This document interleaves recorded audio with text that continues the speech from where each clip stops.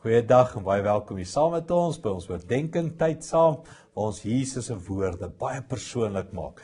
Veral hier met die oploop so na Kersfees toe, waar Jesus God Immanuel geword het, tussen ons kom bly het en fisies met mense gepraat het hier op aarde. So kom ons vat van daai woorde wat hy gesê het en ons maak dit asof hy het vir ons sê.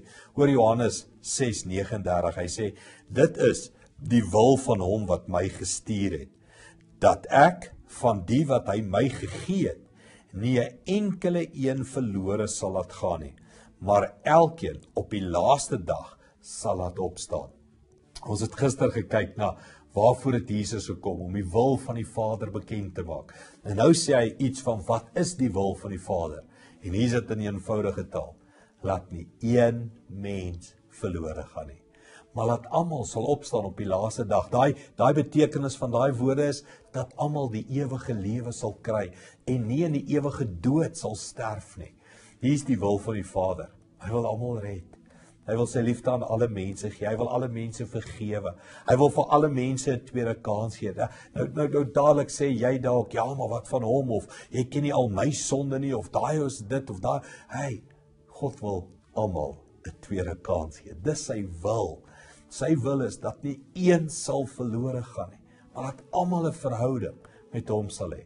Jy sien, ons is kinders van God, geskape in sy beeld en gelykenis. En God het al sy kinders lief, almal van ons, selfs die verlorenes. So wat van hierdie Kerstyd? Kom ons verkondig hierdie boodskap. Jesus het gekom sodat niemand verlore hoef te gaan nie. Jesus het gekom sodat almal 'n tweede kans kan kry. Jesus het gekom sodat ons almal gered kan word. Kom ons bid dit saam. Hemelse Vader, dankie dat dit nie die Vader se wil dat een verlore sal gaan nie. Dis nie die Vader se wil dat een mens moet sterf sonder vrede, sonder liefde, sonder genade nie. Dis nie die Vader se wil dat een persoon hel toe gaan nie. Here, dis u wil dat almal gered sal word. En Here, gebruik ons om daai boodskap uit te dra van God roep jou, God's lief vir jou, God nooi jou om deel te word van sy familie. Dankie daarvoor in Jesus naam. Amen. Goed gaan, sien jou weer. Stuur vir ons jou storie na info@als.org.za.